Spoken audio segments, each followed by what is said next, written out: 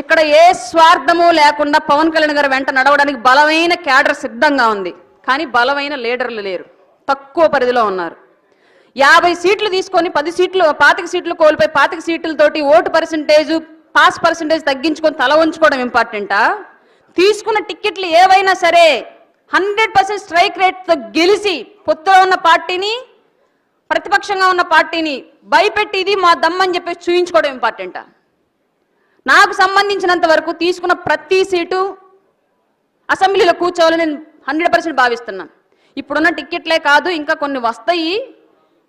వచ్చినా రాకపోయినా పవన్ కళ్యాణ్ గారు తీసుకునే నిర్ణయాన్ని శిరసావహిస్తూ 15 ఏళ్లుగా పోరాడుతున్నారు ఒక వర్గం. దాదాపు ప్రజారాజ్యం నుంచి పోరాడుతూనే ఉన్నారు. ఇప్పటివరకు ఎవరికి రెస్ట్ దొరకల పాపం. వాళ్ళకి రెస్ట్ ఇవ్వాలి, కొంతమందిని ఆర్థికంగా బలపరచాలి, కొంతమందిని రాజకీయంగా స్థిరపరచాలి, వీళ్ళ ద్వారా ఇంకొంతమందిని